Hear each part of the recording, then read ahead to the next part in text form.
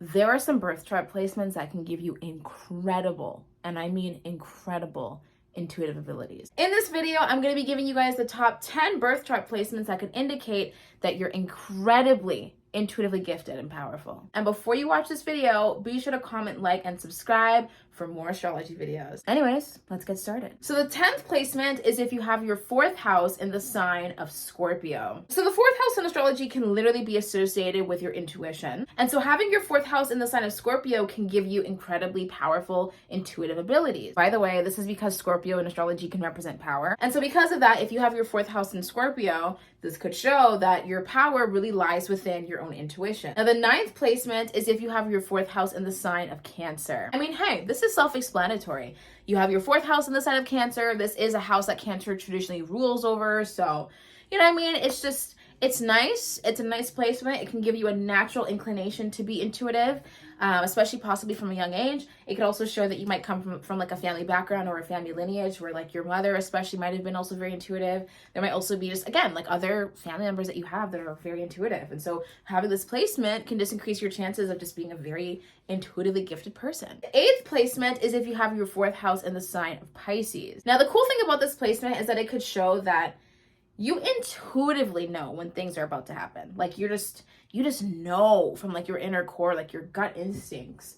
A lot of times people that have this placement typically tend to be quite clairvoyant, and they might get intuitive inklings from their dreams. So like you might dream about something. So for example, like you might be warned about something or told about something or told to watch out for something in your dreams. And, you know, typically speaking, this placement can really show that you have some pretty powerful intuitive abilities. So if you have this, shout out to you. Now, the 7th placement is if you have a Scorpio moon. The moon in astrology can be associated with your intuition. And while Scorpio in astrology can be associated with like your power, it can also be associated with psychic gifts and abilities. So if you have your moon in Scorpio, it could show that you're more inclined to be more psychic and to be more psychically gifted. Now, the 6th placement is if you have a Cancer moon. By the way, this is a great placement for the moon to be in because the moon is in its own sign. So whenever you have a planet in its own sign, it's at home, baby. It feels comfortable. So that can give you some favorable results. Like, for example, if you have a Cancer moon, it could show that at some point you might end up living somewhere that's just very comfy and very cozy. Like you just might have a home that just feels very inviting in a lot of ways. But yeah, if you have a Cancer moon, you're more than likely to be someone that's just naturally very intuitive. Cancer moons are also really, really good at picking up on the energies of the places that they're around. This is why sometimes Cancer moons typically tend to be very sensitive when they're in large spaces or just in cities in general, like, or just in very busy areas of a town, because they're really like naturally picking up on so much energy at once. So when it comes to like Cancer moons, it's really important that you're just like protecting your energy and you're just having things around you that just really help to ground you, because sometimes it can make you more susceptible to feeling a little bit overwhelmed just with everything going on, you know? Now, the 5th placement is if you have a Pisces moon. Pisces moons, Pisces moons, Pisces moons. One of my best friends is a Pisces moon and I love him so much. He is the kindest soul ever. I love him so much. He's so supportive. He's so generous, so kind, and just, I love him so much. So Amit, if you're watching this, I love you. But yes, if you're a Pisces moon, it can definitely make you someone that's very clairvoyant and someone that is, you know, really able to tell like when things are about to happen, or, you know, just pick up on things before they happen. People that have Pisces moons also typically tend to have very intense dreams. If you have a Pisces moon, go get a dream journal. And you might be thinking, why do I need a dream journal, girl? Like, why do I need to write my dreams down?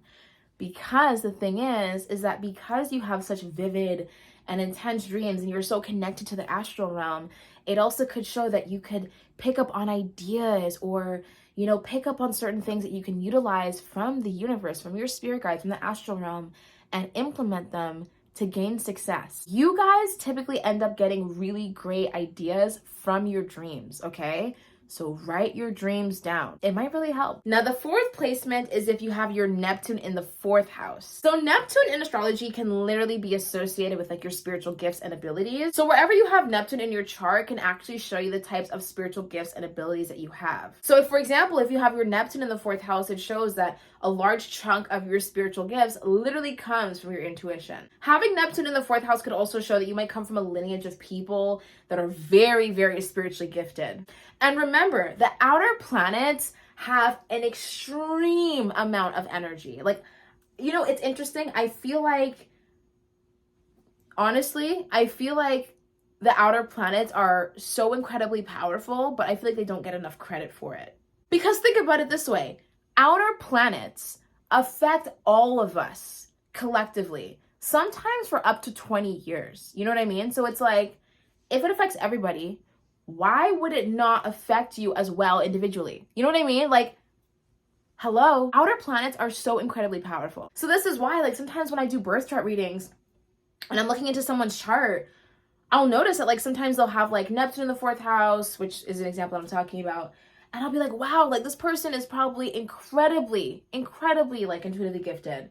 You know, like, having outer planets in certain houses can really make you spiritually gifted because there's so much energy from that particular outer planet. You know what I mean? Having the outer planets, just, it really can give you an extra layer of, like, spiritual gifts and abilities that most people don't have, at least the people around you. The third placement is if you have Neptune in your 8th house. Honey, these people are on a whole different level. You guys have so much spiritual power, especially because the 8th house in astrology can literally be associated with power. And again, it can be associated with, like, your psychic gifts and abilities. So having Neptune in the 8th house could really show that you are spiritually powerful, and you also have incredibly powerful psychic gifts. Now, the second placement is if you have Neptune in your 12th house. Oh my goodness. You guys?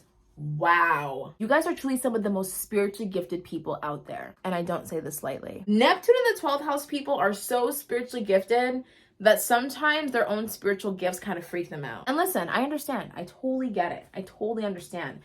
You guys have experiences and have seen things that if you were to tell people about it, they'd call you crazy. But listen, I understand you. You guys have prophetic dreams. You're very sensitive to energies. Some of you might also even see ghosts too. By the way, if you have Neptune in the 8th house, I'd also wouldn't be surprised if you can see ghosts as well. But yes, having Neptune in the 12th house can make you very, very connected to the other side.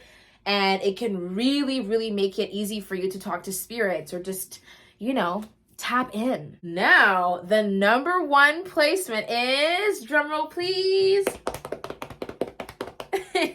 Pluto in the 12th house. Yo, you guys, the most spiritually powerful. Most people aren't on your level because remember, Pluto can represent power and intensity. So sometimes your spiritual gifts might even feel a little bit like overwhelming or just really intense, you know? But here's the thing.